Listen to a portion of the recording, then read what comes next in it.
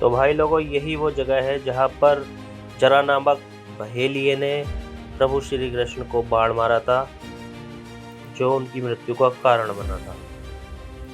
तो भाई लोगों, पहुंच चुके हैं हम राजकोट। ये देखो कितना बड़ा बोर्ड लगा है, Rajkot city police.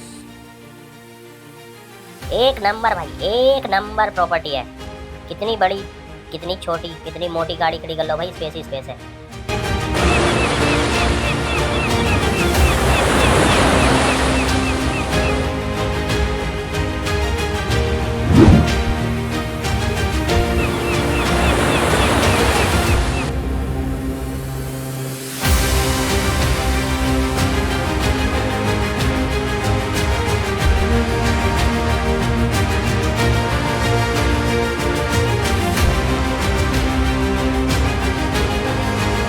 Hello everyone, welcome back to my channel. This is Kulvardhan और आप देख रहे हैं इंडियन स्ट्रोलर। एक और नया दिन, एक और नई जर्नी।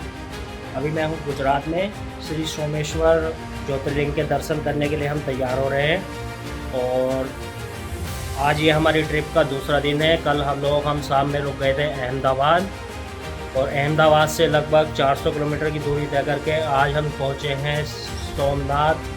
तो भाई लोगों, सुबह सुबह उठ के हम लोग भाग लिए थे क्योंकि आज हमारा रजिस्ट्रेशन है, इसलिए हम मॉर्निंग में ही बिल्कुल तैयार होकर निकल आए थे अहमदाबाद से। लास्ट ब्लॉग में आपने देखा होगा कि हम अहमदाबाद आकर रुक गए थे और अब हम अहमदाबाद से निकल कर जा रहे हैं सोमनाथ ज्योतिर्लिंग। रास्ते में पड़ा है भाई हमको राजकोट।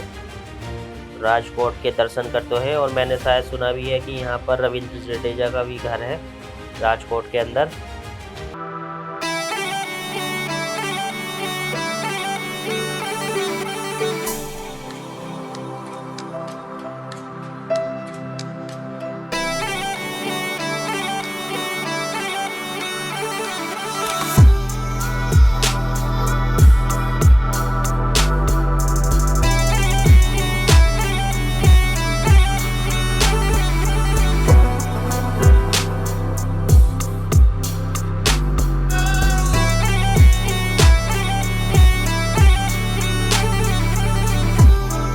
फिलहाल मैं आपको अपना रूम दिखा देता हूँ। तो भाई ये एंट्री थी रूम की। यहाँ पर एलईडी लगी हुई है।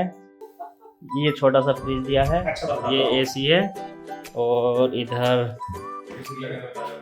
ये बाथरूम है भाई। काफ़ी लग्जरियस बाथरूम है इसका।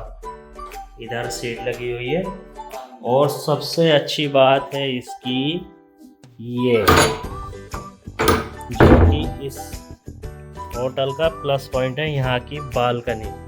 ये देखो भाई कितनी बड़ी बालकनी है। ये पूरी की पूरी अपनी है, चाहे जितना भी घूमो, यहाँ कुछ भी करो, बैठो शाम को। और शाम पेड़ लगे हुए हैं, देखो यहाँ पर भाई बाग बहुत भर भर के हैं, बहुत ज़्यादा बाग हैं नारियल के। और अभी फ़िलहाल हम लोग जा रहे हैं श्री सोमेश्वर ज्योतिर्लिंग के दर्शन करने। लेकिन भाई वहाँ पर भी एक दिक्कत है। दिक्कत ये है कि वहाँ पर भी फ़ोन अलाउ नहीं है। पिछले जो भी हम 3 ज्योतिर्लिंग घूम कर आए हैं तो वहाँ पर भी फ़ोन अलाउ नहीं था और यहाँ पर भी फ़ोन अलाउ नहीं है। तो उसके लिए मैं क्षमा चाहूँगा कि वहाँ पर शूट नहीं कर पाऊँगा। लेकिन बाकी सारा पूरा सोमनाथ आज हम विज़िट करेंगे और उसके बाद आज पूरा सोमनाथ विज़िट करने के बाद कल हम चले जाएंगे सुबह में श्री नागेश्वर ज्योतिर्लिंग। तो अभी फ़िलहाल हम लोग जा रहे हैं श्री सोमेश्वर ज्योतिर्लिंग। तो भाई ये मेरे पीछे है होटल का रिसेप्शन और मैं आपको एक्सटीरियर भी दिखा देता हूँ यहाँ के होटल। ये देखो भाई कितनी बड़ी प्रॉपर्टी है। पार्किंग की खुली जगह है, कितनी भी गाड़ियाँ यहाँ पर पार्क करो, कोई दिक्कत वाली बात नहीं है। देखो कितनी बड़ी बड़ी जगह है। तो मैं तो भाई स्पेशली रिकमेंड करूँगा इस प्रॉपर्टी को कि जब भी आप सोमनाथ आएँ तो यहीं पर अपना बुकिंग करा लें। पीछे में देखो होटल का देव होटल का नाम है देव इन सोमनाथ। ऐसा कुछ नहीं है कि उन्होंने मुझे बोला है कि इसका प्रचार करना, लेकिन हमने सोमनाथ के पास भी बहुत सारी प्रॉपर्टियां सर्च की थी। वहाँ पर पार्किंग का इशू था, गाड़ी मंदिर की पार्किंग में लगानी पड़ रही थी। तो हमने सोचा कि भाई इतनी दूर, आधा किलोमीटर दूर अगर हमें सामान पैदल ही लेकर जाना तो इससे अच्छा कोई पार्किंग वाला होटल ढूंढ लिया जाए। एक नंबर भाई, एक नंबर प्रॉपर्टी है। कितनी बड़ी, कितनी छोटी, कितनी मोटी गाड़ी खड़ी कर लो भाई, स्पेस ही स्पेस है। तो गाइस यहाँ का नियरेस्ट रेलवे स्टेशन है सोमनाथ, जिसकी दूरी सोमनाथ टेम्पल से है 2.5 किलोमीटर, और नियरेस्ट एयरपोर्ट है ड्यू एयरपोर्ट, जिसकी दूरी सोमनाथ मंदिर से है 80 किलोमीटर्स। अगर आप लोग अपनी गाड़ी से नहीं आ रहे हैं, मतलब बस या ट्रेन या प्लेन से आ रहे हैं, तो मैं ये बोलूँगा कि आप लोग मंदिर के पास ही अपना होटल बुक करें, लेकिन सैटरडे संडे को यहाँ पर रश ज़्यादा रहता है, तो उससे पहले ही बुक कर लें, एडवांस बुकिंग करके आएँ, वरना गिने चुने ऑप्शन आपको मिलने वाले हैं मंदिर के पास, और वो भी रूम कुछ खास नहीं मिलेंगे। अगर आप सोमनाथ ज्योतिर्लिंग के दर्शन करने आ रहे हैं तो गाइस बिल्कुल भी ऐसा कोई सामान ना लेके जाएं जो इलेक्ट्रॉनिक हो, यहाँ तक कि कार की भी अगर इलेक्ट्रॉनिक है तो वो भी ना लेके जाए। बेल्ट अलाउ है, जो बैंड के साथ बांधते हैं वो अलाउ है, उसकी कोई मनाही नहीं है, लेकिन mobile phone, camera, smart watch और यहाँ तक कि कार की इलेक्ट्रॉनिक की, ये सब कुछ वहाँ पर अलाउ नहीं है। और यहाँ पर आने से पहले आपको रजिस्ट्रेशन भी कराना ज़रूरी है, उसी के अकॉर्डिंग आप जो भी आपकी पूजा रखी जाएगी उसमें आप पार्टिसिपेट कर सकते हैं। चलो भाई, फिलहाल अभी हम मोबाइल और कैमरा यहीं पर रख के जा रहे हैं, क्योंकि वहाँ पर अलाउ नहीं है। तो मिलते हैं आप ज्योतिर्लिंग पर जलाभिषेक करने के बाद। तो गाइस सोमनाथ ज्योतिर्लिंग से दर्शन करने के बाद अब हम लौट कर जा रहे हैं अपने होटल रूम पर। थोड़ी देर रेस्ट करने के बाद हमने एक ऑटो वाले भैया से उनका कॉन्टैक्ट नंबर ले लिया है, क्योंकि वो ही हमें बाकी की सारी जगह यहाँ की सोमनाथ की विज़िट कराएंगे। तो अब हम शाम को ही अपने होटल से वापस सोमनाथ टेम्पल के पास जाकर ऑटो से पूरा आपको सोमनाथ दिखाएंगे।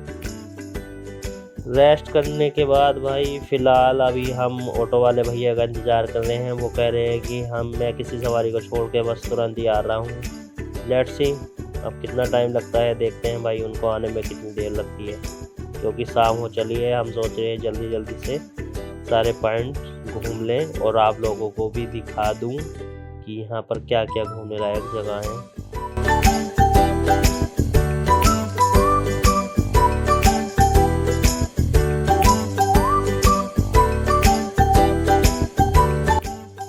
तो भाई लोगों, वो वाले भाई तो आए नहीं ऑटो वाले, फिर हमने दूसरा ही ऑटो ये कर लिया है। तो अब हम इस पे सब लोग बैठ चुके हैं और अपनी जो सोमनाथ मंदिर के बाद अपनी जो डेस्टिनेशन है बाण गंगा, वहाँ पर विज़िट करने जा रहे हैं। बाण गंगा से आपको समझ में आ ही गया होगा, बाण अर्थात प्रभु श्री कृष्ण को जिस बहेलिये ने, जो जरा नामक बहेलिया था, उसने उसी स्थान से उनको बाण चलाया था, मारा था, और वही कारण उनकी मृत्यु का बना, या मतलब उन्होंने उसी कारणवश देह को अपनी त्याग दिया। इसके पीछे भी गाइस एक स्टोरी है जो मैं आपको बता देता हूँ। जब विष्णु भगवान ने प्रभु श्री राम का अवतार लिया था, तब उन्होंने बाली को छल से मारा था, लेकिन जाते समय उन्होंने बाली से ये बोला कि जिस प्रकार मैंने तुम्हें छल से मारा, तब द्वापर युग में तुम भी मुझे छल से मारोगे। तो ये जो जरा नामक बहेलिया है, ये वही बाली है जिन्होंने प्रभु श्री कृष्ण के चरणों में तीर को मारा, और उसी का कारण बनकर उसी को कारण मानकर प्रभु श्री कृष्ण ने अपने शरीर को त्याग दिया। तो चलो हम वही स्थान आपको दिखाने ले जा रहे हैं।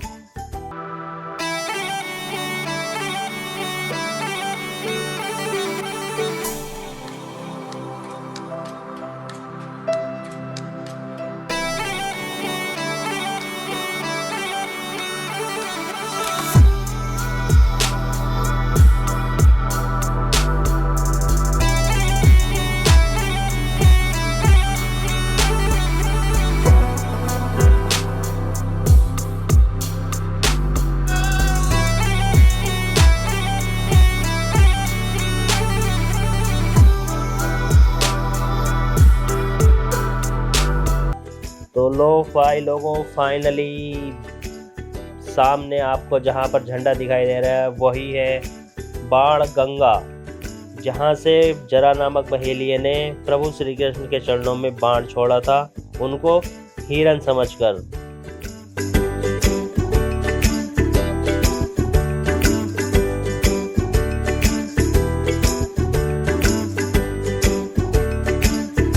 वाले अंकल हैं, उन्होंने बताया कि सुबह के टाइम में यहाँ पर इतने लेवल तक, ये जो आपको दिख रहा है ना अभी पानी वहां पर, ये यहाँ तक आ जाता है। तो इस वजह से अभी सुबह के टाइम में ये नहीं दिखता है और शाम के टाइम अंधेरा होने के बाद भी नहीं दिखेगा। तो अभी सबसे पहली डेस्टिनेशन हमारी यही थी, बाणगंगा। और पीछे आपको दिखेगा पूरा सागर, अरब सागर। भाई दूर दूर तक और कुछ नहीं दिखाई देगा। ये समझ लो ये भारत का लास्ट है, यहाँ से मतलब शुरू हो जाती है सागर की सीमा, जिसकी कोई परिसीमा नहीं है। और बहुत सारी बोट आपको उसमें चलती नजर आएंगी। पहाड़ों का तो सनसेट बहुत बार देखा है भाई, क्योंकि हम पहाड़ों के पास में रहते हैं। लेकिन भाई फिलहाल देखो, आज पहली बार हमें समुद्र का सनसेट देखने को मिल रहा है। भाई घूमना अपने आप में बहुत बड़ी चीज़ है भाई, बहुत बड़ी चीज़ है। बहुत सारी जानकारियाँ मिलती हैं। देखो, प्रभु श्री कृष्ण का जन्म मथुरा में होता, पहले हमने मथुरा विजिट भी किया, उनका जन्म स्थान भी देख लिया। आज हम उनका निवास स्थान और उनका जो देह त्याग स्थान था वो भी आज हमने विजिट कर लिया, क्योंकि ये सब पॉसिबल हो पाया घूमने के लिए। मेरा मोटिव यही है भाई, मैं पूरा घूमकर जानना चाहता हूँ कि भारत असल में है क्या, जो कि बिना घूमे संभव नहीं हो पाएगा। इसलिए भाई सभी लोगों से निवेदन है कि आप लोग भी थोड़े थोड़े टाइम निकाल कर लाइफ को जिया करो और घूमा करो। मैं लंबे लंबे ब्लॉग नहीं बनाऊंगा, क्योंकि भाई इतना टाइम किसी के पास नहीं है कि कोई लंबे ब्लॉग देखे। तो इस ब्लॉग को मैं यहीं पर समाप्त करूंगा। नेक्स्ट ब्लॉग में सोमनाथ की जो बाकी बची हुई डेस्टिनेशंस हैं वो हम कवर करेंगे। तो इसी नोट पर इस ब्लॉग को करते हैं यहीं पर ख़त्म। मिलते हैं नेक्स्ट ब्लॉग में, तब तक के लिए बाय बाय, जय हिंद, जय श्री राम।